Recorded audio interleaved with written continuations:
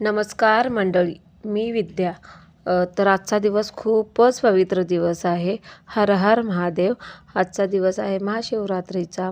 आजच्या दिवशी संपूर्ण विश्व ओम नमः शिवाय या मंत्राचा जप करत असते. मी सकाळी आज लवकर उठले, सगळं आवरलं माझं, म्हणजे माझं सगळं आवरलं, घरातलं मुलांचा नाश्ता वगैरे. नंतर मी घरातल्या मूर्तीला अभिषेक केला, जलाभिषेक केला, दूध अभिषेक केला, तूप सगळ्याचा अभिषेक केला. नंतर बेलाचा तर इतका राडा झाला होता की कुठेच बेल मिळत नव्हते आमच्या इथली. पण बेलाची झाडे पूर्ण वाळली होती. मग आमच्या इथे ते ऋषी म्हणजे बाबारांचे आहे, त्यांच्या तिथे सुद्धा झाड ते वाळलं होतं. मग तो हारी वगैरे चढला होता. त्यांना म्हटलं बाबा दे थोडी तरी, कारण की म्हणजे आज तोडायचं नसते. मग मी कालच तोडून वगैरे आणला होता. मग अशी छोटीशी घरातल्या घरात पूजा, म्हणजे कारण मूर्ती आहे ना महादेवाची, त्यामुळे छोटीशीच पूजा करते. जलाभिषेक वगैरे करते, त्याला नंतर गळती लावून ठेवते. अभिषेक होईल तशी म्हणजे भोळी बाबडी सेवा मी करते प्रत्येक देवांचे. मग केली, आरती केली. आमच्या नित्यसेवेच्या पुस्तकात शंकराची आरती आहे ती केली. पूर्ण आरती वगैरे म्हटलं. नंतर नैवेद्य आज काही चालत नाही, जो उपवास असल्यामुळे तेव्हा फळांचाच नैवेद्य दाखवून घेतला त्यांना घरातलं. नंतर हुंबरा पूजन वगैरे करायचं होतं, ते सुद्धा केलं. प्रत्येक शूट घेणं इम्पॉसिबल आहे, कारण की घरातली सगळी कामं आपणालाच करायला लागतात. शूट पण आपणालाच करायला, हेल्प कुणाशीही नसते कोणाची. त्यामुळे प्रत्येक ईच अँड एव्हरी शूट घेणं आय डोंट थिंक सो की पॉसिबलच होत नाही. ती छोट्या छोट्या गोष्टींचं शूट घेणं. जर घरात वगैरे कोण असेल कामं वगैरे करायला, तर ते फक्त आपण 24/7 ह्यातच असेल तर ते आपणाला जमतं की प्रत्येक गोष्टीचं शूट करून ठेवायला. पण मला नाही होत. नंतर सगळं घरातली पूजा वगैरे आवरल्यानंतर आमच्या इथं छोटंसंच महादेवाचं मंदिर आहे, तिथं पूजेला म्हणजे करण्यासाठी गेले होते. आज माझा उपवास पण आहे. आज मोस्टली सगळ्यांचा उपवास असते. तिथं बच्चे मंडळी खूप जमले होते. उद्या महाप्रसाद असल्यामुळे आमच्या इथं आज मांडव वगैरे घालून ठेवलं आहे आणि छान मंदिर वगैरे कलर केलेला आहे. गर्दी तर खूपच होती, खूपच म्हणजे खूपच गर्दी होती. आणि तिथं भजनी मंडळ आलं होतं. सकाळपासून त्यांची भजनी मंडळांचे भजन चालू होते. आमच्या इथंच छोटंसं ह्याचं मंदिरसुद्धा आहे, विठ्ठल रुक्मिणीचं मंदिर आहे, तिथले हे भजनी मंडळ आहे. प्रत्येक कार्यक्रमाला त्यांनी येतात भजनी मंडळाला. हे बच्चे पार्टी आमच्या इथलीच आहेत. खूप मुलांची आज खूप चंगळ होती. सुट्टी असल्यामुळे ना तिथं ऊन होतं, पण मंडप वगैरे घातल्यामुळे सावली होती खेळायला. खूपच म्हणजे खूपच गर्दी होती आज. म्हणजे आमच्या इथल्या मंदिराचं एक वैशिष्ट्य आहे की आमच्या इथं आजूबाजूला मारवाड्यांचा परिसर खूप आहे तिथं, त्यामुळे ते मंदिरात नेहमी असतात, भाविक असतात. म्हणजे छोटं मंदिर असले तरी पण पूजेला वगैरे रोज सकाळी जाणाऱ्यांचे पण खूप गर्दी असते.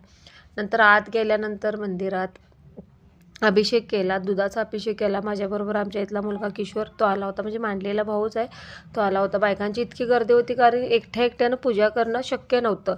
त्यामुळे 2-2, 3-3 बायका असं जसं जमल तसं करत होत्या पूजा. मग त्यामुळे त्याला म्हटलं की बाबा लेडीजची खूप गर्दी आहे, तू माझ्याबरोबर चल. मग आम्ही दोघांनी आत गेला. त्यानं दुधाचा अभिषेक केला, जलाभिषेक केला.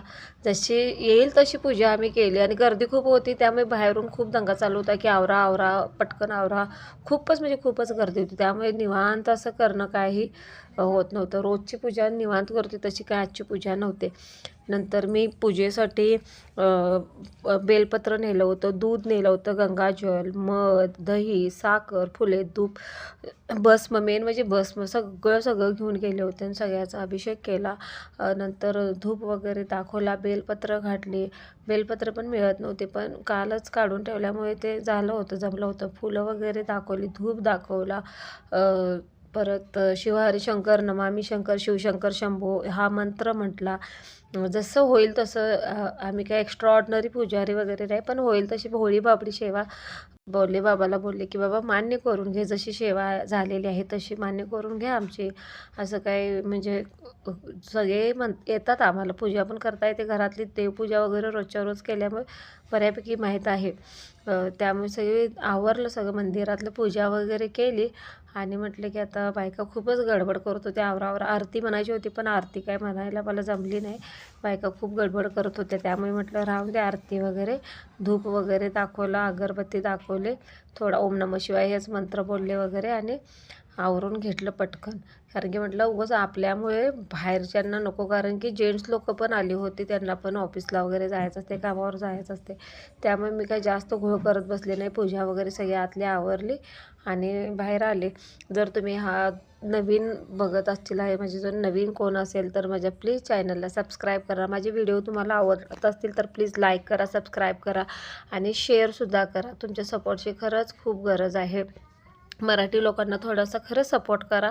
असे एक्स्ट्राऑर्डिनरी आपल्याजवळ माझ्याजवळ तरी ना मोस्टली एकदम जास्त महागडा फोन वगैरे आहे 10-12 हजारचा, पण कॅमेरा क्वालिटी पण आहे बऱ्यापैकी. असं की आम्ही पूर्ण त्यात मुरलेलो ब्लॉगर वगैरे असं पण काही नाही. नवीन सुरुवात आहे. जसं जमल तसं आम्ही करतो आहे कामातून वेळ काढून, की असे नाही की बाबा ते ब्लॉगर असतात 24/7 तेच करणारे. तितकं तर शक्य आपणाला म्हणजे आम्हाला तरी गृहिणींना ते शक्य नाही आहे. प्रत्येक सगळं शूट एकदम कॅमेरा ॲक्शन प्रत्येक ह्याचं बारीक सारीक डिटेल सॉरी ते नाही जमू शकत, कारण की घरातली पण कामं असतात सगळं असं. पण हे आपलं काय मनोरंजन एक करमणुकी काहीतरी असावं, करावं. आपले दैनंदिन जीवनातलं काहीतरी नवीन शिकावं, कारण की मी टीचर असल्यामुळे माणूस हा मरोपर्यंत विद्यार्थी असतो, तेव्हा नवीन नवीन गोष्टी शिकायलाच हव्यात. मग म्हटलं की चला ह्या सोशल मीडियाच्या ह्याच्यात पण आपणाला पण काय तर जमते का बघूया, म्हणून ही सुरुवात केलेली आहे. प्लीज कमेंटमध्ये हर हर महादेव लिहा. माझ्या व्हिडिओला प्लीज लाईक सबस्क्राईब करा, चॅनलला सबस्क्राईब करा आणि काही जर सजेशन असतील मला व्हिडिओमध्ये किंवा कमेंटमध्ये पाठवा तुम्ही. काय त्रुटी असतील, काय सजेशन असेल, तुम्ही इम्प्रूव्ह काय करायचं असेल तर ते पण सांगा. अच्छा.